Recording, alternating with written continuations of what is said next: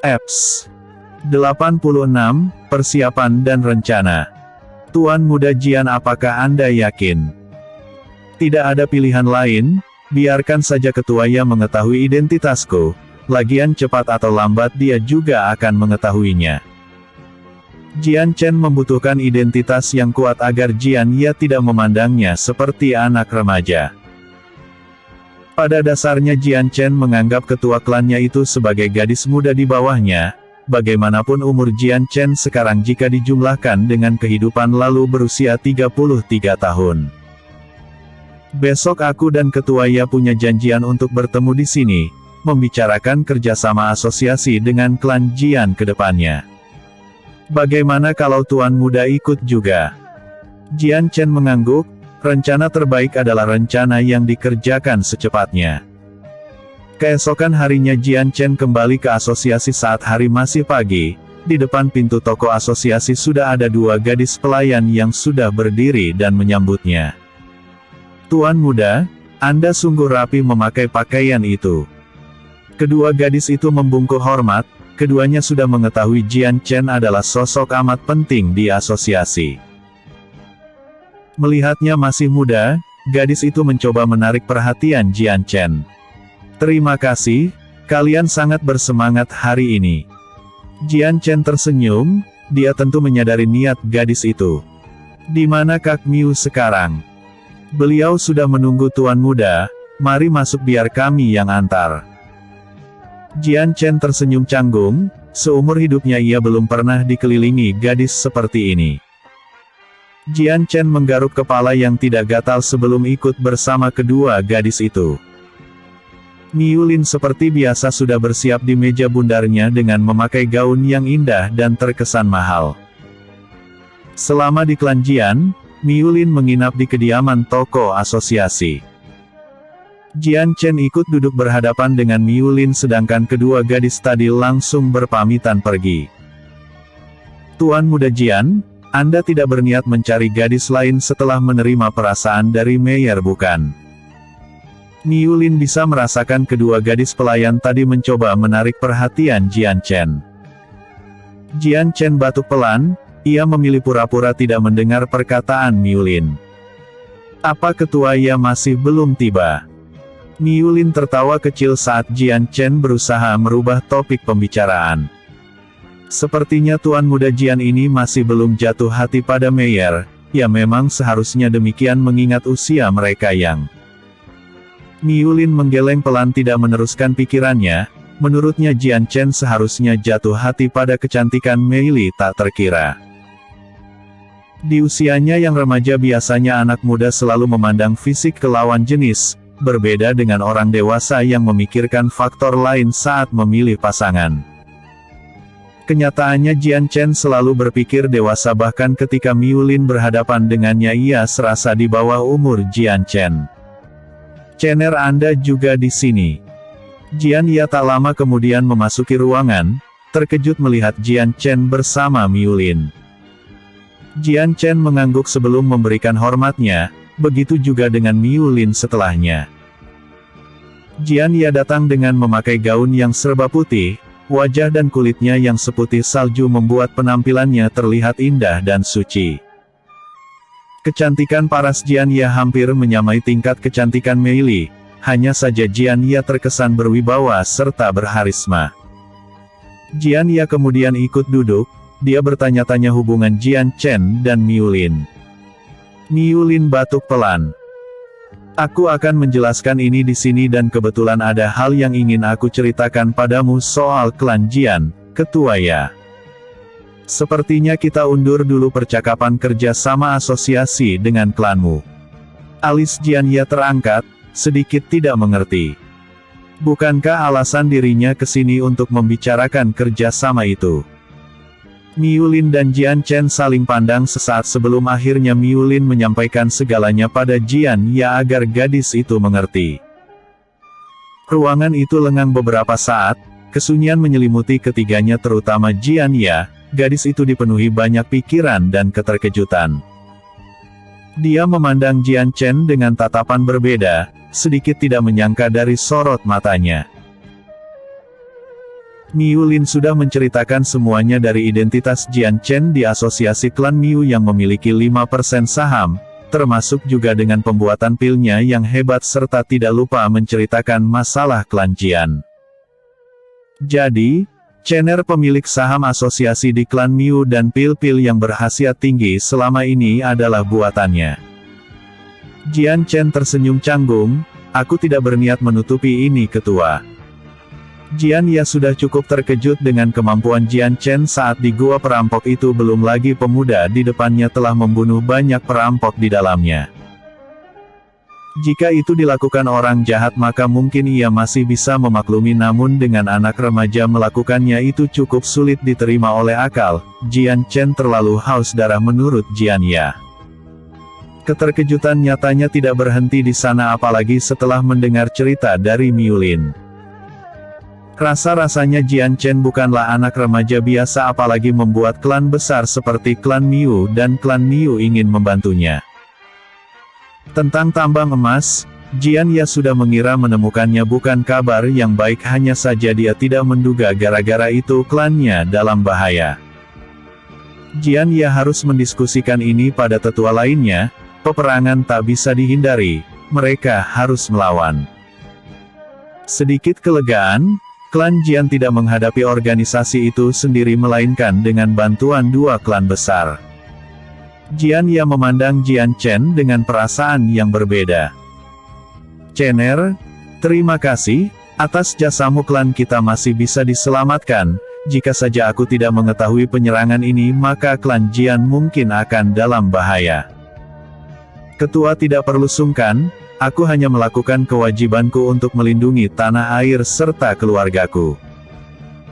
Jian Ya tersenyum, 3 tahun sebelumnya dia memandang Jian Chen tidak lebih dari anak kecil biasa, tetapi sekarang ia sungguh memandang hormat pada Jian Chen. Dengan begini dirinya akan melakukan persiapan secepatnya termasuk terhadap perang tersebut. Usai pembicaraan tadi Jian Chen kembali ke rumahnya. Ia sedikit merasa lega setelah Jian Ya mengetahui yang akan terjadi. Jian Chen juga meminta pada Jian Ya untuk merahasiakan identitasnya dari orang lain apalagi kedua orang tuanya. Ia tidak mau informasi tentang dirinya diketahui oleh orang banyak. Sebagai gantinya kerja sama asosiasi dengan klan Jian bisa terpenuhi. Jian Ya terlihat senang mendengar itu. Jian Chen memasuki kamarnya setelah makan malam, ia duduk bersila di atas tempat tidur untuk melanjutkan berlatih. Ada sesuatu yang ingin Jian Chen coba perihal mata dewa langitnya. Saat melawan para perampok, itu pertama kalinya di kehidupan kedua Jian Chen menggunakan mata dewa langitnya untuk bertarung dan hal itu langsung membuka pemahaman Jian Chen tentang mata dewa langit tersebut. Jian Chen memejamkan mata kirinya dan mencoba sesuatu yang membuatnya penasaran. Jian Chen menyerap esensi alam semesta lalu mengubahnya menjadi tenaga dalam. Tenaga dalam itu tidak terkumpul di dantiannya melainkan di mata kiri Jian Chen. Sudah kuduga mata ini bisa menyimpan tenaga dalam, Jian Chen berujar antusias. Dia terus menyerap tenaga dalam sampai puncak penuhnya lalu menemukan hanya 100 lingkaran tenaga dalam yang terbentuk di mata kirinya.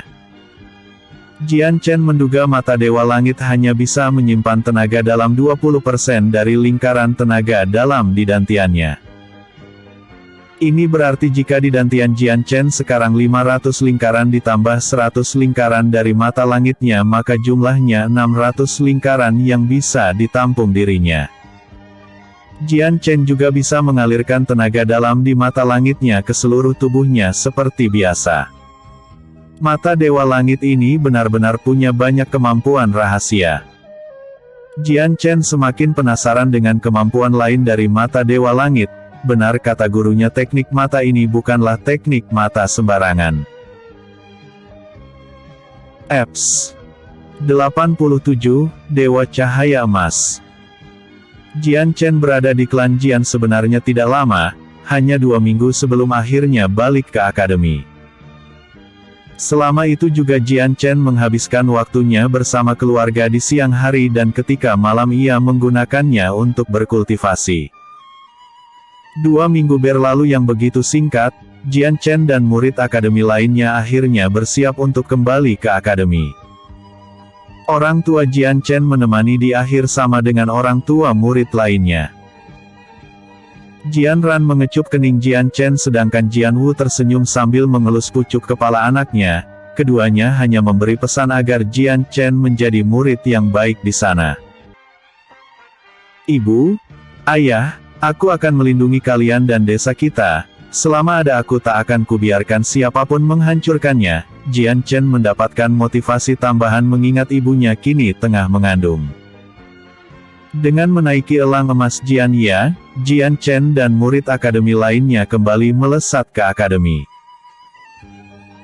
9 bulan berlalu, Jian Chen memusatkan pelatihannya pada kultivasi Dewa Cahaya. Alhasil dia sekarang hampir meningkatkan 8 meridiannya dan hanya soal waktu Jian Chen menerobos ke alam selanjutnya yaitu Dewa Cahaya Emas. Dia ingin sekali melanjutkan kultivasinya saat tiba-tiba Zhou Mei datang dengan membawakan sebuah surat yang ditulis Miu Lin.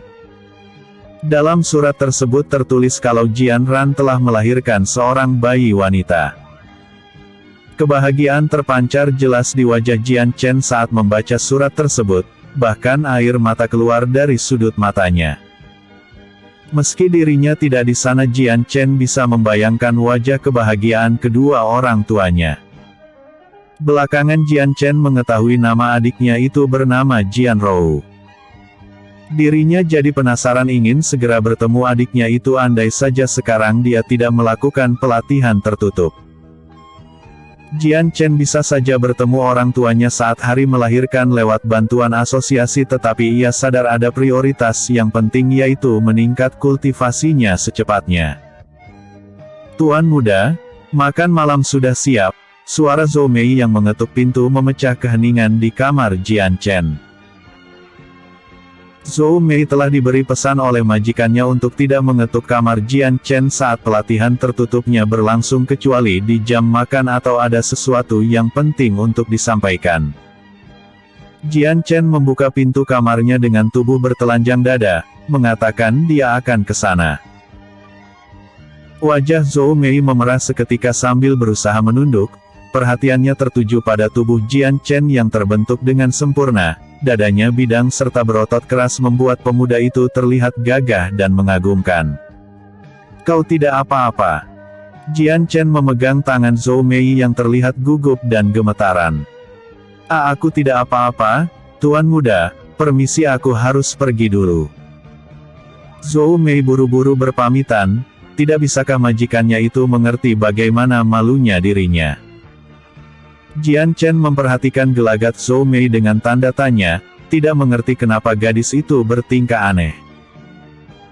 Selama Jian Chen berlatih kultivasi Dewa Cahaya, memang dirinya bertelanjang dada dikarenakan setiap butiran cahaya yang diserap tubuhnya membuatnya merasakan sensasi hangat. Sensasi hangat ini lama-lama membuat tubuh Jian Chen berkeringat jika berkultivasi secara terus-menerus apalagi seharian.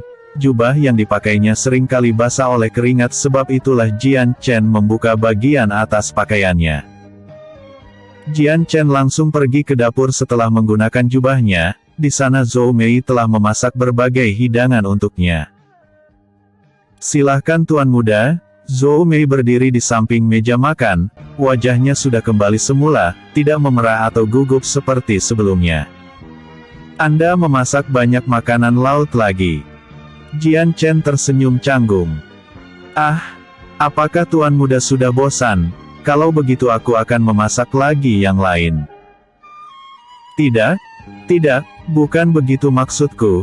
Jian Chen menatap hidangan di meja makan yang terkesan berlebihan.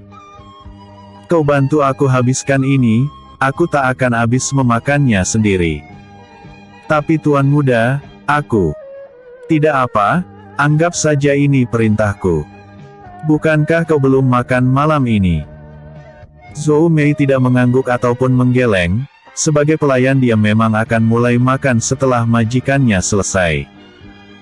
Kalau begitu makanlah, kebetulan hari ini aku sedang butuh teman untuk berbicara. Zhou Mei akhirnya tidak bisa menolak jika ini perintah majikannya, sebagai formalitas Zhou Mei hanya mengambil makanan secukupnya. Tadi pagi orang tuaku melahirkan, aku turut senang ketika ibuku melahirkan dengan selamat. Tanpa harus ditanya Jian Chen mulai menceritakan kebahagiaannya. Zhou Mei menghentikan gerakan sumpitnya, memilih mendengar cerita Jian Chen yang lebih penting dari makan. Zhou Mei mengerti, Jian Chen butuh seseorang untuk mendengarnya. Tuan muda, aku turut bahagia mendengarnya, ucap Zhou Mei dengan perasaan tulus.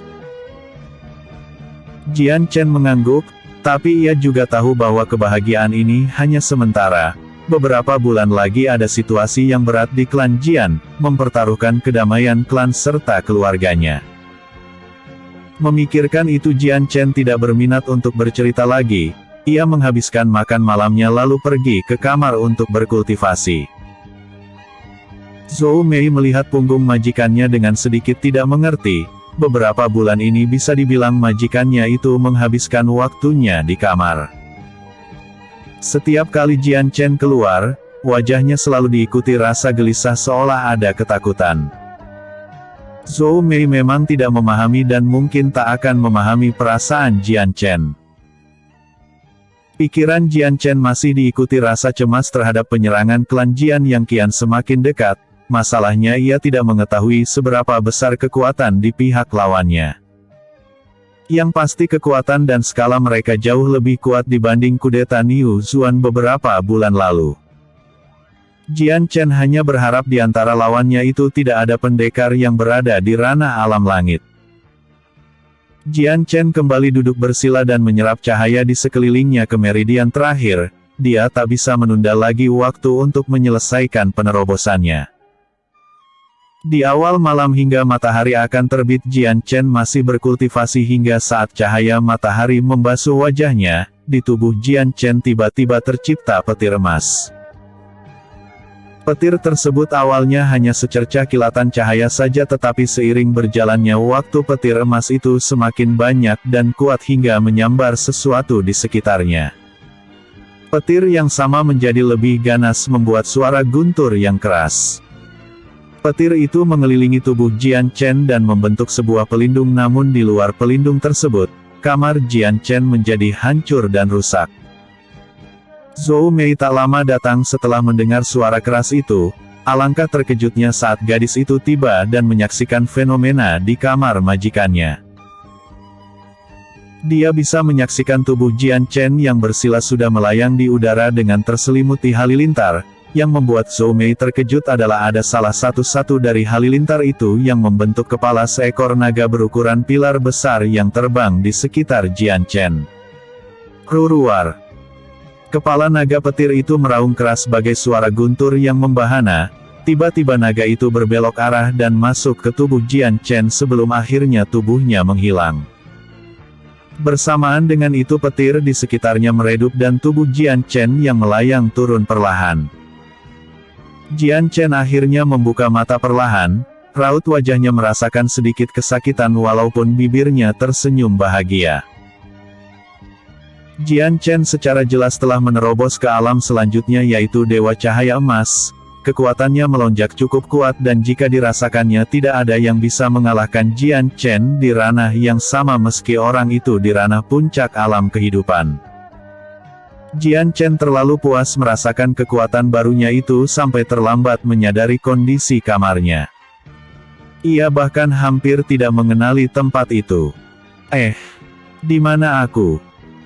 Jian Chen tersenyum canggung sambil menggaruk kepala sebelum melihat ke sekeliling dan kebetulan menemukan Zhou Mei yang menatapnya tanpa berkedip. Zhou Mei terlihat ketakutan seolah telah melihat hantu yang akan menerkamnya.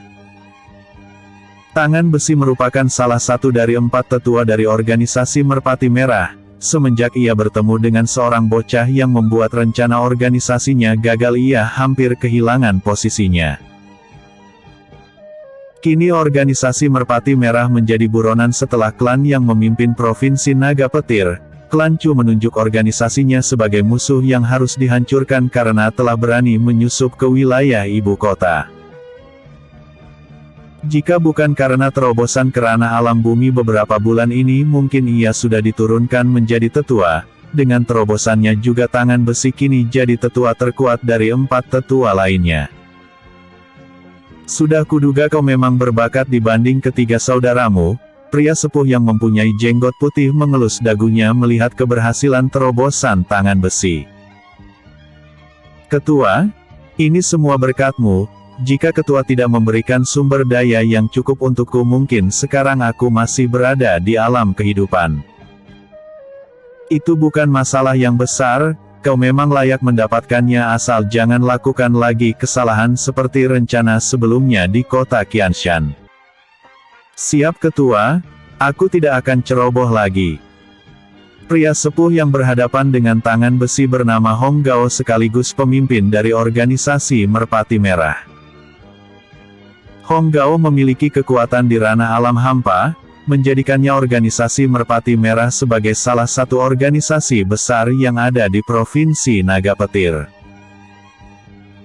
Hong Gao kini tengah menunggu di sebuah ruangan besar yang di dalamnya ada meja bundar. Ruangan tersebut akan digunakan sebagai pertemuan para pemimpin organisasi yang akan diadakan beberapa jam lagi. Hanya Hong Gao dan tangan besi di ruangan itu, sedangkan yang lainnya belum tiba. Ketua, bagaimana dengan aliansi kita? Apakah kerjasamanya sudah terjalin? Tanya tangan besi. Sejauh ini kerjasamanya berjalan baik dan kuharap akan seperti itu.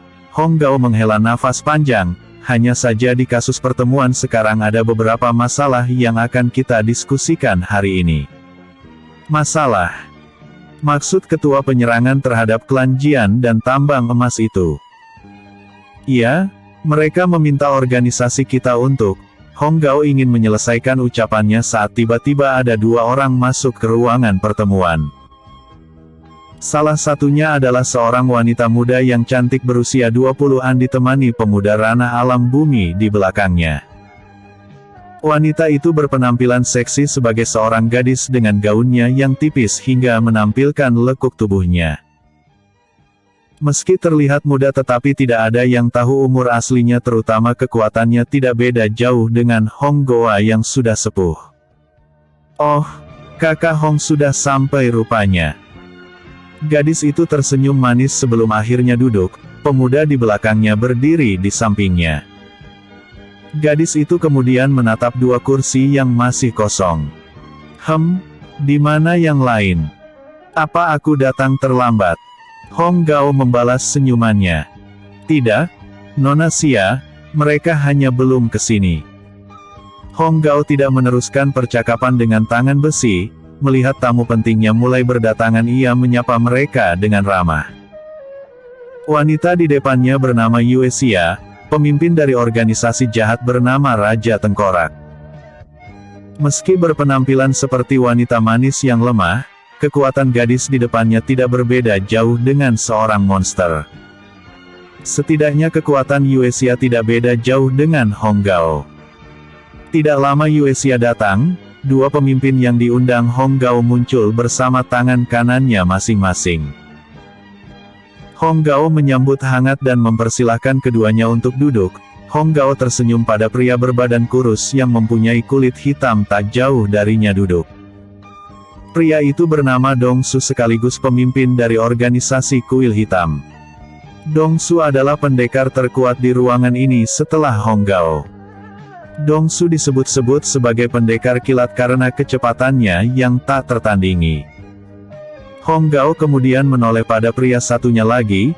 Berbeda dengan penampilan Dong Su yang kurus, pria yang duduk di sampingnya mempunyai badan gemuk dan pendek.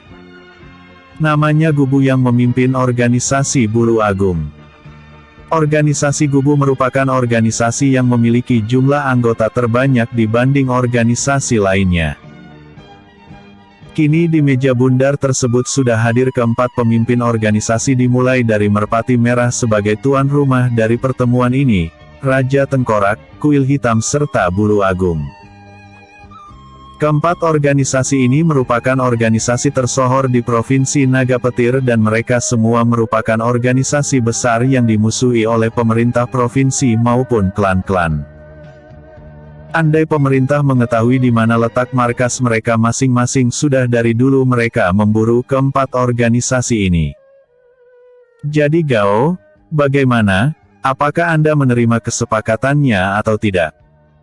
Gubu lebih dulu membuka diskusinya langsung ke inti, tak membiarkan Hong Gao berbasa-basi untuk membuka acara. Hong Gao tersenyum tipis, dia bisa melihat ketidaksabaran Gubu padanya. Aku menerima kesepakatan kalian dengan tambang emas itu asal aku juga mempunyai syarat pada organisasi kalian. Oh, apa itu? Jika hal tersebut tidak melibatkan uang maka aku sebisa mungkin bisa mewujudkannya. Gubu tersenyum lebar.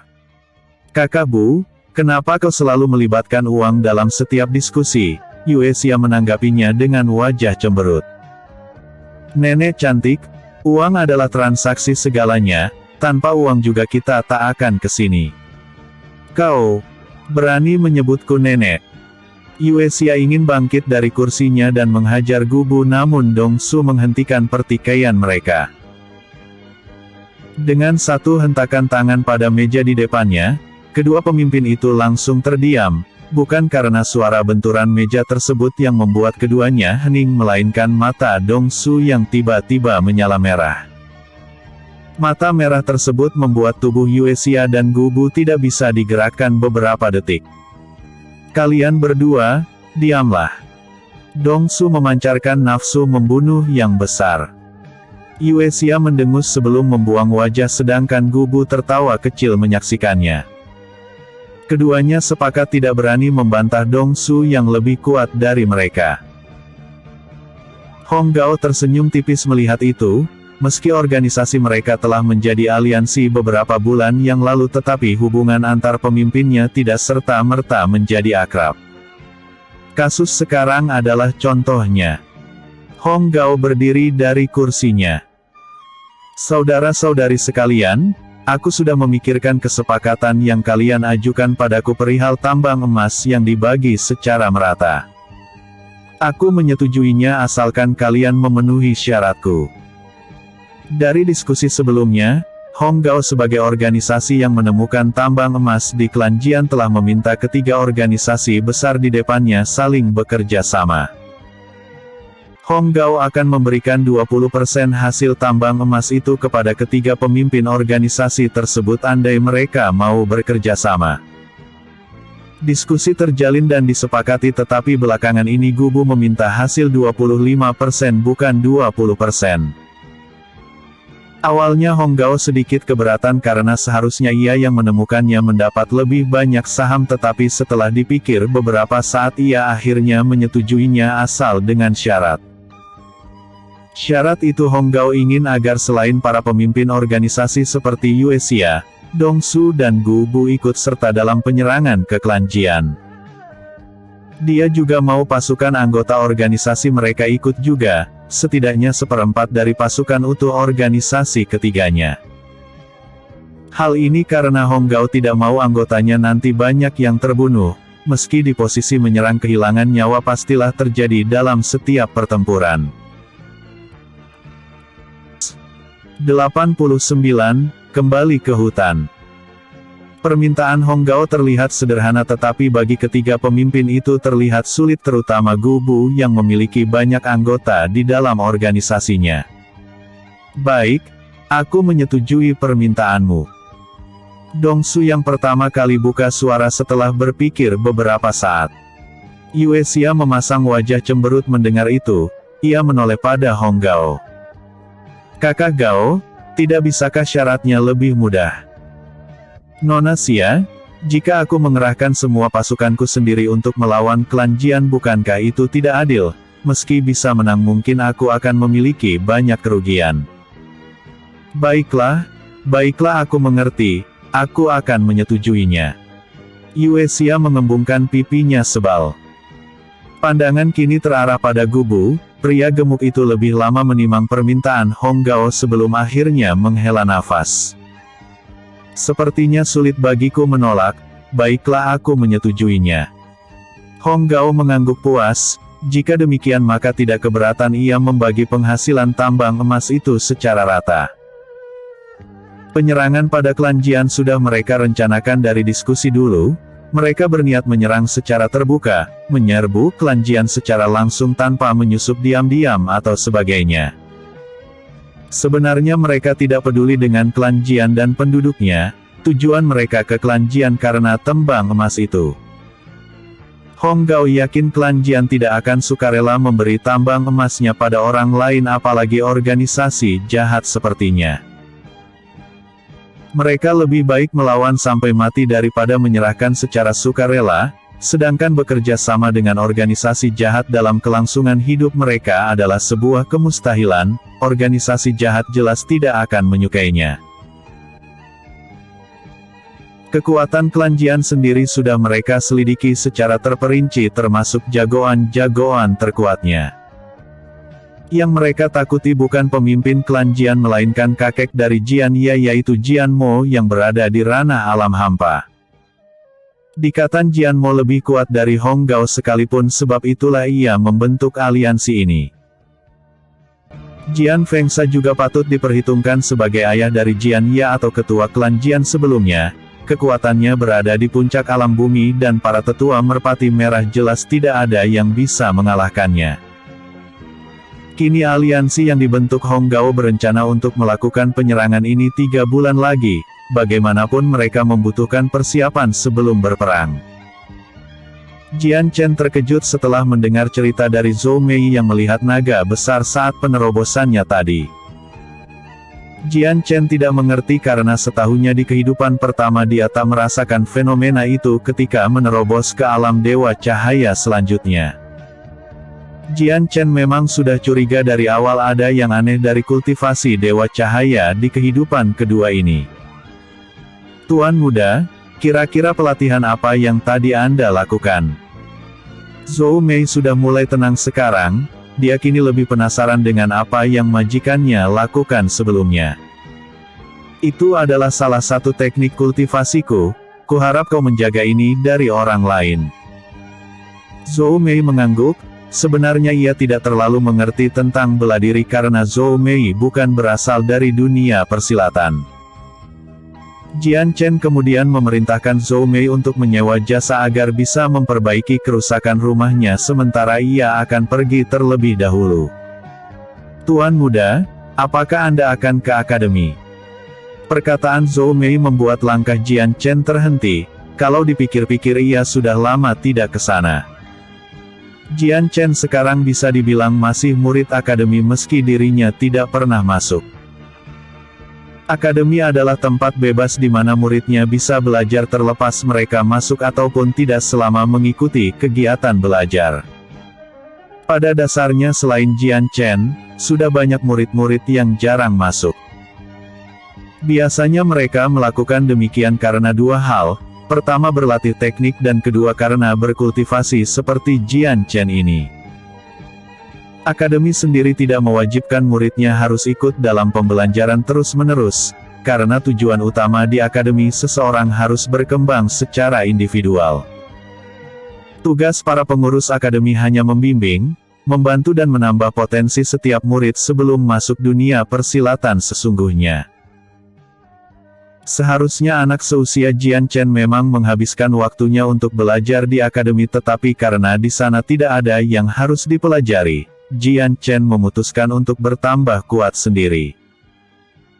Andaipun dia di sana mungkin Jian Chen adalah murid terkuat sekarang bahkan Liu Yanxi yang merupakan murid jenius nomor 1 bisa dikalahkan dengan 1 jurus kalau serius. Aku akan pergi ke hutan dalam beberapa hari ini. Jawab Jian Chen tanpa perlu menjelaskan alasannya. Jian Chen meminta Zhou Mei untuk membuat perbekalan terlebih dahulu untuknya di sana. Zhou Mei tidak bertanya lebih jauh, ia langsung menuruti majikannya dan mulai memasak. Zhou Mei memerlukan beberapa jam hingga selesai karena porsinya besar jadi ia agak lama. Jian Chen memasukkan perbekalan yang sudah disiapkan ke dalam cincin ruang. Dia juga memberikan kantong kulit berisi ratusan koin perak pada Zhou Mei karena kasihan melihat gadis itu yang terlihat lelah dan berpeluh. Tuan, ini adalah kewajibanku, Anda tidak harus membayarnya. Tidak apa, kau telah bekerja keras untuk memasak semua ini. Anggap saja ini pemberian dariku. Zhou Mei menerima kantong kulit itu dengan senang hati, ia ingin memberikan uang tambahan ini pada kedua orang tuanya. Tuan muda, aku sungguh berhutang budi padamu. Zhou Mei membungkuk penuh rasa hormat, bisa dibilang semenjak ia bekerja untuk Jian Chen, selama itu juga majikannya selalu baik padanya. Jian Chen tak pernah menyulitkannya sedikitpun. Jian Chen mengangguk, ia kemudian berpamitan dan pergi ke tujuannya yaitu hutan sunyi. Sudah 1,5 jam berlalu Jian Chen memasuki kedalaman hutan tersebut, beberapa kali dirinya dihadang oleh berbagai siluman. Jian Chen menyambutnya semua itu dengan senang hati karena salah satu tujuannya ke sini adalah untuk berburu permata siluman yang telah habis. Jian Chen terus bergerak melompati dahan-dahan pohon, sekali-kali ia melihat sekelilingnya takut ada siluman ratusan tahun yang terlewati. Jian Chen terus maju sampai tiba-tiba jauh di depannya ia mendengar suara saut menyahut. Sepertinya suara ini familiar bagiku. Jian Chen berhenti melangkah, ia memilih menunggu siluman itu menghampirinya. Sekawanan gorila tak lama kemudian datang, berbulu putih dan taring tajam serta memiliki otot keras. Sudah lama sekali aku tidak melihat kalian. Jian Chen tersenyum lebar dan mulai ingat sekarang, dulu saat berkompetisi di akademi dirinya pernah melawan kelompok gorila karena telah masuk ke kawasan mereka. Waktu itu ia harus menguras seluruh tenaga dalamnya untuk melawan belasan gorila itu yang rata-rata silumannya berumur 50 tahunan ke atas. Sekarang jumlah mereka sama bahkan boleh jadi lebih banyak dan kuat, tapi kekuatan Jian Chen sekarang juga sangat jauh dengan kekuatan setahun yang lalu. Baiklah, mungkin ini waktu yang tepat untuk mencoba kekuatanku yang sekarang. Jian Chen memperhatikan puluhan gorila di depannya sambil mencabut pedang taring putih. Tak lama pedangnya bercahaya keemasan, Jian Chen memilih terlebih dahulu menyerang. Elemental cahaya, langkah cahaya. Jian Chen menghilang secara tiba-tiba dan muncul di tengah gorila itu sambil mengayunkan pedangnya. Pedang yang dialiri elemen cahaya itu begitu mudah memotong tubuh gorila tersebut bagai memotong tahu. Kelompok gorila itu membutuhkan waktu untuk menyadari lawannya sudah ada di tengah mereka. Setelah melihat bangsanya sendiri tewas, gorila itu meraung keras sambil memukul-mukul dadanya. Baik, kita sudah permanasan singkatnya. Jian Chen tersenyum tipis. Teknik pedang bulan separuh, cerminan tetesan hujan. Gorila-gorila yang hendak menyerang Jian Chen melotot melihat tubuh Jian Chen tiba-tiba terbagi menjadi 3. Setiap bayangan dari dirinya bergerak ke arah berbeda sambil membunuh gorila di dekatnya. Tidak satu pun dari ketiganya yang merupakan sebuah ilusi. Dalam waktu relatif cepat gorila itu sudah terbunuh setengahnya, apalagi Jian Chen menggunakan elemen cahaya membuat serangannya jauh lebih mematikan. Gorila-gorila tersebut merasakan insting bahaya melihat Jian Chen yang sudah banyak membunuh kawanannya. Akhirnya secara ketakutan mereka melarikan diri untuk menyelamatkan diri, tetapi sayangnya Jian Chen tak membiarkan itu. 9. Eps 90, Golem Es. Jian Chen membersihkan pedangnya setelah mengambil setiap permata dari gorila yang dibunuhnya. Ia kemudian melanjutkan perjalanannya kembali setelah tertahan oleh serangan gorila tadi. 2 jam kemudian Jian Chen sampai pada tujuannya, sebuah gua besar yang dimana di dalamnya ada gerbang es. Setelah memasuki ranah Dewa Cahaya Emas, Jian Chen ingin memastikan terlebih dahulu sesuatu yang membuatnya penasaran belakangan ini. Jian Chen yakin pasti ada sesuatu di balik gerbang es itu. Jian Chen menciptakan 6 bola cahaya yang melayang di sekeliling tubuhnya, berguna selain menyinari sekelilingnya juga membuat tubuhnya hangat. Setelahnya Jian Chen mulai melangkah masuk. Gua itu jelas-jelas gelap gulita serta bersuhu dingin, bagi orang biasa mereka tidak akan kuat masuk ke dalamnya. Suhu semakin menurun saat Jian Chen telah di kedalaman gua hingga langkahnya terhenti ketika tiba di gerbang es. Dulu Jian Chen tidak menghancurkan gerbang ini karena kultivasinya yang masih lemah, tetapi sekarang, Jian Chen yakin bisa menghancurkannya. Jian Chen mengumpulkan tenaga dalam pada kepalan tangan kanannya sebelum merubahnya menjadi energi. Kepalan tangan Jian Chen seketika bercahaya emas. Jian Chen mengayunkan tinjunya ke gerbang es. BOOMM. Suara ledakan yang begitu kuat terdengar membuat gua bergetar beberapa saat. Ini terjadi karena tinju cahaya Jian Chen yang dapat menghasilkan ledakan ketika mengenai targetnya.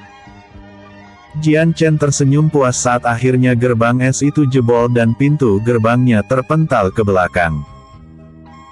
Saat berpikir di dalam gerbang itu akan semakin sempit, Jian Chen justru dikejutkan dengan sesuatu yang tidak terlintas dalam pikirannya.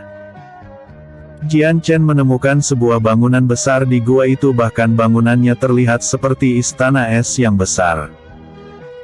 Lantai istana itu begitu mengkilap bagai kaca, Jian Chen harus mengalirkan tenaga dalam pada kakinya agar tidak licin dan jatuh terpeleset. Menyampingkan rasa dinginnya, Jian Chen terpana beberapa saat, matanya tak berkedip memandang istana indah itu. Bagaimanapun istana di depannya benar-benar terbuat es secara keseluruhan. Jian Chen melangkah maju dan membuka pintu utama istana itu. Pintu itu tidak membeku seperti gerbang sebelumnya, jadi meski dengan tenaga kecil saja pintu tersebut bisa terbuka dengan sendirinya. Di dalam istana hanya ruangan kosong tanpa ada benda apapun kecuali di dinding paling depan ada sebuah altar yang bercahaya kebiruan. Jian Chen hendak menghampirinya saat tiba-tiba dari lantai muncul bongkahan es yang besar. Jian Chen melompat mundur serta menjadi waspada, pedangnya sudah ditarik dari sarungnya. Bongkahan es awalnya hanya seperti batu es biasa, namun sesuatu terjadi di dalamnya. Bongkahan es itu tak lama retak secara perlahan dan ketika satu persatu retakan itu membesar, dari dalam bongkahan es, keluar makhluk hidup besar yang memiliki mata biru. Mata Jian Chen melebar melihat sebuah golem yang terbentuk dari es. Golem tersebut memiliki tinggi 10 meter serta tubuhnya sangat besar dan terlihat kuat. Jian Chen masih memahami situasinya saat golem es itu tiba-tiba menyerangnya dengan kedua tangan esnya. Sebelum tangan golem itu mengenainya, tubuh Jian Chen sudah menghilang dan muncul tak jauh darinya. Suara dentuman memenuhi langit-langit istana saat tangan golem itu mengenai lantai dan membuatnya rusak. Jian Chen meneguk ludah, andai tadi dia terlambat bergerak mungkin dirinya sudah berubah jadi gumpalan daging. Jian Chen melihat gerakan golem es itu lambat sehingga Jian Chen masih bisa berpikir cara untuk mengalahkannya. Pertama-tama Jian Chen menghindar tinju golem itu sebelum mengayunkan pedangnya ke salah satu tangannya, berniat memotong tangan golem es itu.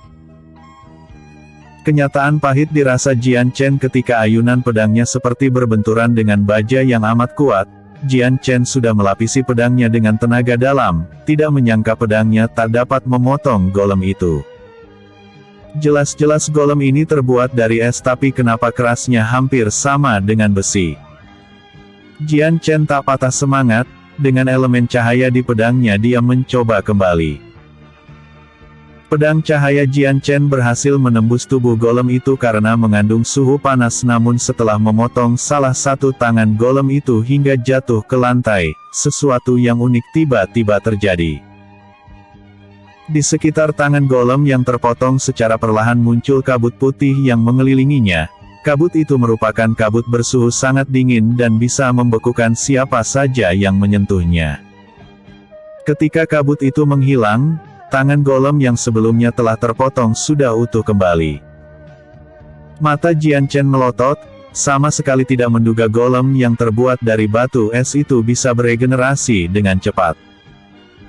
Kalau begitu bagaimana dengan ini? Jian Chen mengalirkan tenaga dalam yang besar pada pedangnya, dari bibir Jian Chen muncul uap putih. Teknik pedang bulan sabit, cakrawala langit. Jian Chen mengayunkan pedangnya ke udara kosong yang seketika muncul energi pedang berwarna keperakan. Energi pedang itu menghantam tubuh golem es dan menimbulkan daya ledak yang hebat. Setelah asap ledakan hilang, tubuh golem es sudah tidak ada lagi dan digantikan dengan bongkahan es yang berserakan di lantai.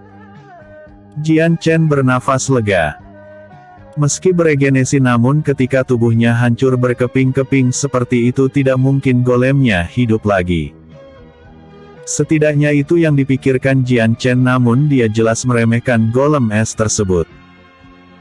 Baru 5 detik merasa lega, tubuh golem yang hancur berkeping-keping itu tiba-tiba satu persatu bergerak dan berkumpul ke satu titik. Jian Chen bisa melihat bagai sebuah puzzle. Bongkahan es itu menyusun kembali anggota tubuh golem es, tidak membutuhkan waktu lama hingga anggota tubuh sang golem telah utuh kembali. Golem es menghentak-hentakkan kedua lengan besarnya pada lantai menandakan suasana hatinya tidak baik, membuat getaran kuat pada dinding istana. Wajah Jian Chen memburuk, apapun yang dilakukan golem itu jelas bukanlah hal yang baik. Tanpa menunggu sesuatu bakal terjadi, Jian Chen menancapkan pedang taring putih ke lantai sebelum mengalirkan tenaga dalam besar pada kedua tangannya. Tenaga dalam yang Jian Chen alirkan sangat besar karena berhubungan dengan perubahan jenis elemennya. Jian Chen mendekatkan kedua telapak tangan di depannya lalu memusatkan energi pada satu titik. Seberkas cahaya kecil muncul dan membentuk sebuah kubus kecil dari cahaya. Jian Chen mengarahkan kubus cahaya itu pada sang golem. Dalam satu kedipan mata kubus cahaya itu telah hilang dari tangannya berpindah tempat ke golem berada. Kubus itu sudah membesar dan mengurung golem itu di dalamnya. Selain menjadi besar, kubus itu memenjarakan golem tersebut. Jian Chen mengalirkan tenaga dalam yang besar lagi. Elemental cahaya, penjara kubus cahaya. Kubus yang mengurung golem itu tiba-tiba bersinar sangat terang hingga golem di dalamnya merasakan panas yang hebat. Jian Chen memanggang golem itu. Dalam waktu singkat ketika cahaya meredup kembali, golem es itu sudah tidak ada, mencair dan airnya berubah menjadi uap yang menyatu dengan udara. Episode sebelumnya. Eps 89, kembali ke hutan. Episode berikutnya. Eps 90